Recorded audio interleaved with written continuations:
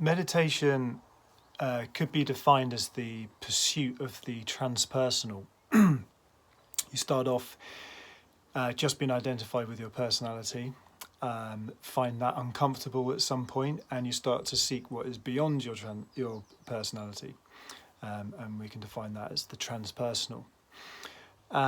So then you start off on this quest where you start putting effort in to find the transpersonal, what is beyond your personality, with your personality, and you keep trying, putting effort in, but it comes to a point where that doesn't work anymore, and because the personal cannot be the transpersonal. They are two fundamentally different identities and experiences. So the only way to do it is to make an immediate jump from one to the other. And the way that is done is through effortlessness. So what effortlessness means in this context is, rather than trying to make an experience happen, you start to instead just notice what is the actual nature of your experience and identity in the moment. So you're noticing, you're looking, you're feeling what is actually happening now on its own terms, rather than making something happen. And when you do this, you discover there are two kind of grand categories of your experience and identity. And at this level, identity and experience kind of become the same thing. On one hand, you've got Mother Nature, the world, the universe, birds, bees, trees, mountains, thoughts, sensations, tastes and touches.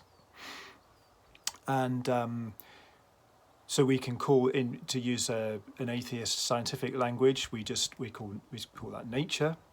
But to use a more poetic religious language, we could call that goddess, the goddess, Mother Nature. And you can instantly recognize that part of your experience, that part of your identity, she, Mother Nature, is beyond your personality, because she doesn't share the limits of your person. So your personality is limited to your body, mind. And she obviously extends way beyond that. She is, just watch some nature documentaries and you will see the sheer variety and range of what she is, what nature is, and clearly beyond you. And nature, Mother Nature, the goddess, is your senses, your touch, thought, smell, taste, what else is there? The hearing, seeing. And she also pours herself in through your senses, through as experiences, as sunlight, sound of birds, sensations in your body. So that is a given experience. You don't earn nature. You don't make nature happen. You don't make Mother Nature do what she does. She makes up, or it makes up, the entirety of the form of your experience, and is beyond the limits of your personality. There you go. Transpersonal on the form side of the street, the nature side of the street. On the other side, you have Formless Awareness, which is awareness is kind of more of an atheist term for it. Scientific term, you could call that God on a theistic, poetic level. And awareness is formless because awareness has no shape, colour, sounds, none of those things, but is unmistakably part of our identity and experience, because if awareness wasn't, you wouldn't be having an experience. You wouldn't be aware of having an experience. Everybody knows what awareness is when we talk about it, but awareness doesn't have simple location and doesn't have any attributes of form to locate it. So in that sense, we can call awareness formless. And awareness never changes in any moment. So Mother Nature is always changing, evolving, mutating, going across this wide range of thunderstorms and killer viruses, all the way to baby chicks being born, and puppies licking your cheek. So she ranges all over that whole vast range of experience, but awareness is always the same, always uniform, never changing in any moment of your life, is always the same, and is effortless in the sense that so if you think of a sound, the sound of a bird singing, that you are effortlessly aware of that bird singing. You don't make yourself aware of the bird sound. It just happens. You are aware of it. And awareness is a given in all of our experience. You don't make awareness happen. It just is a fact of your experience / identity. And awareness is clearly a transpersonal part of your identity, transpersonal experience, because it doesn't share the same limitations of your personality. And that is really clear because your personality moves towards pleasant experiences and moves away from unpleasant experiences. But your as awareness, as God, to use a poetic language, religious language, you have no impulse to change or manipulate anything in this moment. It's all the same to awareness whether your body's being tortured or given a lovely massage. You'll be as aware of all of those things.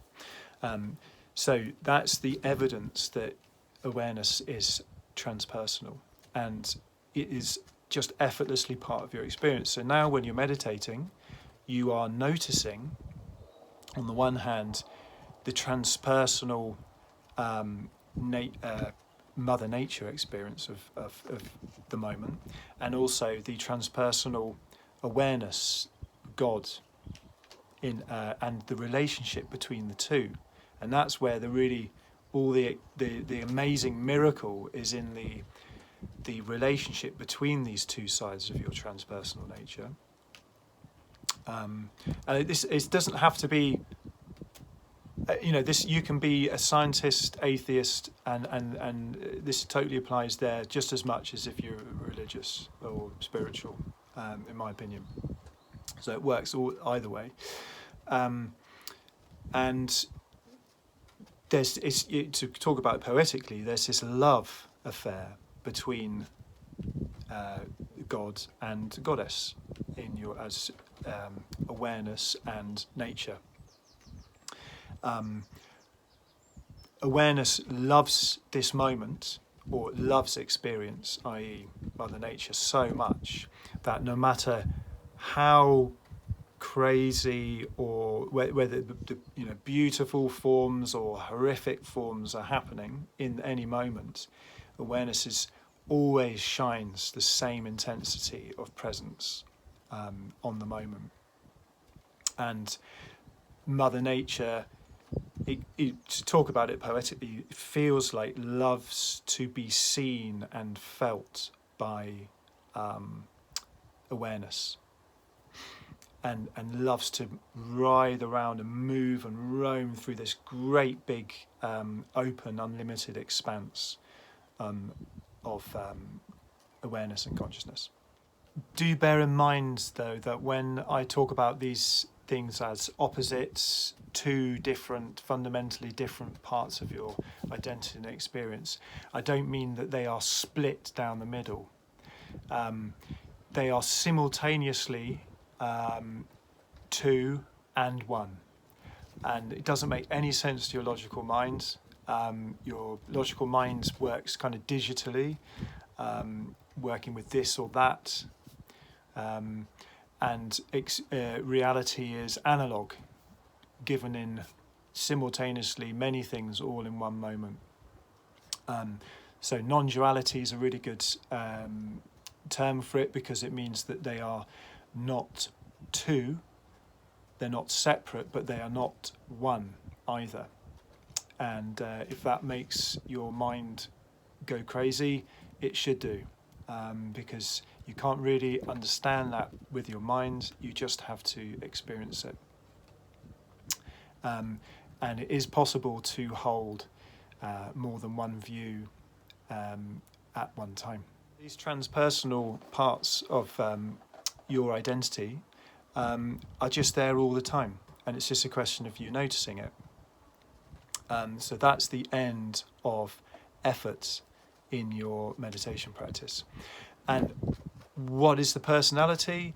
The personality feels kind of like a mini version of that relationship between those two grander parts of your identity and experience, and a limited version.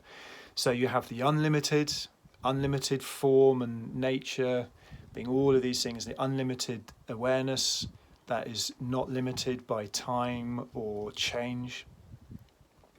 And then you have your limited personality, which is fragile, small, has these little needs and wants for safety, and doesn't like pain and those kind of things. And they're both just opposites, the limitless and the limited, and they're both beautiful. And the relationship between those two, the limited and the limitless, is a wonderful thing too, and a source of much joy and amazement. So there you go. I thought I'd share that with you. I spent many years putting tons of effort in, and ultimately was frustrated. And some magic happened when I gave up the effort and just started to look at actually what was going on. Making effort is a little bit like mistaking the map for the territory. So just say someone gives you a map of some treasure island. You go to the treasure island using the map, and then you sit on the treasure island and you spend your whole time looking at the map, trying to figure out the map. But you can just, once you get to the treasure island, put the map down and actually experience the island itself. So that's kind of what I'm talking about. And that doesn't take any effort to experience the island, because you're already there. Put the map down, and there you are, effortlessly experiencing the island. Thank you, and bye-bye.